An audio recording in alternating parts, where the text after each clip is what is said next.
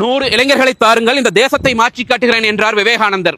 ஆனால் தமிழகத்திலே போதை கலாச்சாரம் அத்துணை இளைஞர்களையும் போதைக்கு அடிமையாக்கி எந்த ஒரு சிந்தனையும் இல்லாமல், புது சிந்தனையும் இல்லாமல், ஆற்றல் இல்லாமல் விவேகானந்தனுடைய பார்வை போல் இளைஞர்களை கனவு காணச் சொன்னார். அந்த கனவுகளின் மூலியமாக இந்தியாவை வல்லரசு நாடாக மாற்ற எத்தனையோ எண்ணங்களை எல்லாம் தீட்டினார். ஆனால் தமிழகத்தினுடைய இந்த நிலையை பார்க்கும் பொழுது எண்ணமெல்லாம் குமருகிறது. எனவே மாற்றம் நம்மிடமிருந்து உருவாக்குவதற்காக இந்த பொள்ளாச்சி மண்ணிலே போதையில்லா தமிழக விழிப்புணர்வு மாநாட்டினுடைய பிரம்மாண்ட பந்தல் இதோ. நாளைய தினம் பி த லீடர்ஸினுடைய அமைப்பினுடைய தலைவர் நமது அண்ணன் இளஞ்சிங்கம் அண்ணாமலை அவர்கள் தலைமையில் நடக்கக்கூடிய இந்த பி த லீடர்ஸினுடைய போதையில்லா தமிழக விழிப்புணர்வு மாநாடானது நாளை மாலை ஞாயிற்றுக்கிழமை 4 மணிக்கு நடைபெற இருக்கிறது. இந்த பிரம்மாண்ட மாநாட்டின் மூலமாக போதையில்லா கலாச்சாரத்தை நம்மிடமிருந்து, நமது வீடுகளிலிருந்து, நம்முடைய உறவினர்கள் வீடுகளிலிருந்து துவங்குவோம். நன்றி, வணக்கம். அன்பு சொந்தங்களுக்கு வணக்கம். பி த லீடர்ஸ்ல இன்னைக்கு 19 லட்சத்தை தாண்டிருச்சு. ஒரு மிக சந்தோஷமான தருணம். நாங்கள் இப்போ பொள்ளாச்சியில் நின்று பேசிகிட்டு இருக்கோம். வரக்கூடிய 12ஆம் தேதி ஜூலை 12 தமிழ்நாடு எதிர்நோக்கி கொண்டிருக்கக்கூடிய ஒரு மிகப்பெரிய மாநாடு. ஒரு தன்னிச்சையான ஒரு தலைவர். எல்லாருமே பார்த்தீங்கன்னா அவங்களுடைய சொந்த ஒரு அன்பில் எல்லாரும் இங்கே சங்கமிக்க போகிறாங்க. இந்த பொள்ளாச்சியை பார்த்தீங்கன்னா அலைகடல் என்ன திரண்டு இருக்க போகிறது.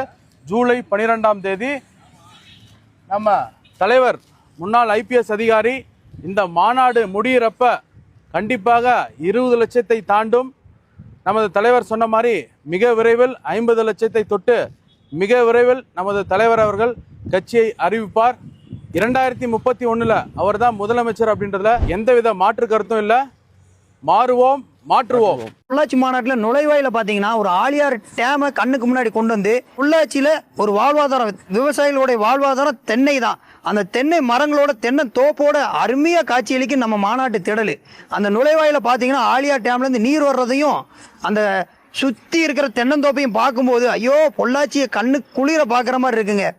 அதாவது ஆண்ட கட்சிகள்லாம் பார்த்தீங்கன்னா கோட்டரையும் கோழி பிரியாணியும் வாங்கி கொடுத்து ஒரு மாநாட்டுக்கு ஒரு கட்சியோடைய நிகழ்ச்சி கூட்டு போன காலத்தை மாற்றி யாரும் குடிக்காதீங்க, குடிக்கிறவங்கெல்லாம் வாங்க, அவங்களுக்கு ஒரு டாக்டரை வச்சு ஒரு விழிப்புணர்வு, ஒரு மறுவாழ்வு கொடுக்குறேன் அப்படின்னு சொல்கிற என் தலைவன், நம்ம தலைவர் இருக்காரு பாருங்க, இவர் தாங்க மாற்றத்தை கொண்டு வர்ற தலைவருங்க.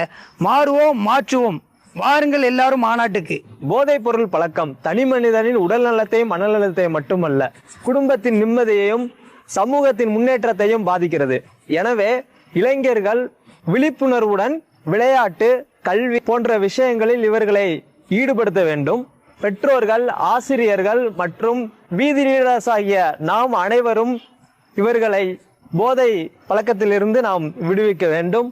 அவர்களுக்கு அதை பற்றிய விழிப்புணர்வை அவ்வப்போது நாம் அவர்களிடத்தில் நாம் சொல்லி அவர்களுக்கு புரிய வைத்து கொண்டே இருக்க வேண்டும். இந்த மாநாட்டுக்கு இங்க இருக்கக்கூடிய மகளிர் எல்லாம் பாத்தீங்கன்னா உங்க குடும்பத்துல ஒரு சில பேர் இந்த போதைப் பொருட்கள் பாதிப்படைஞ்சிருந்தாங்கன்னா, உங்க கணவராகவோ உங்க குழந்தைகளாவோ இருந்தா தயவு கூர்ந்து இந்த மாநாட்டுக்கு அவங்களை கூட்டிட்டு வாங்க. இங்க பாத்தீங்க அப்படின்னா கவுன்சிலிங் கொடுக்கறதுக்கு நிறைய டாக்டர்ஸ் இருக்கிறாங்க. அதே மாதிரி இந்த போதைப் பொருட்கள்ல இருந்து வெளியில வரக்கூடியதுக்காக சில வழிமுறைகளை சொல்றதுக்காக நிறைய டாக்டர்ஸ் உங்களுக்கு பயிற்சி கொடுக்கறதுக்காக இங்க ஃப்ரீ கேம்ப் எல்லாம் அமைச்சிருக்காங்க. அதனால நீங்க தயவு கூர்ந்து இங்க இருக்கக்கூடிய மகளிர் எல்லாம் உங்க வீட்டுல யாராவது போதைப் பொருட்கள் பாதிப்படைஞ்சிருந்தா அவங்களை இங்க கூப்பிட்டு இந்த போதைப் பொருள்ல இருந்து முழுமையா விடுவிச்சு உங்களோட குடும்பத்துல நிம்மதி காணணும் அப்படின்னு நீங்க நினைச்சிருந்தீங்கன்னா நிறைய பக்கம் நீங்க கேம்ப் எல்லாம் கூட்டு போயிருப்பீங்க. ஆனா இந்த மாநாட்டுக்கு தயவு கூர்ந்து அவங்களை இங்க கூட்டிட்டு வாங்க. உங்களுக்காகவே இந்த செல்ஃபி பாயிண்ட் பிரத்யேகமா அமைச்சிருக்குது. அங்க நீங்க ஒரு உறுதிமொழி ஏத்திக்கங்க. இனிமேல் நான் போதைப் பொருளை பயன்படுத்த மாட்டேன், இனிமேல் என்னோட குடும்பத்துக்கு நான் நிம்மதியை கொடுப்பேன், நான் நாட்டோட வளர்ச்சிக்காக நான் இனிமேல் பாடுபடும் அப்படிங்கிற ஒரு உறுதிமொழி ஏத்துக்கிட்டு இந்த கவுன்சிலிங் அட்டன் பண்ணி பயன்பெறுமாறு அன்புடன் கேட்டுக்கொள்கிறேன். நன்றி, வணக்கம்.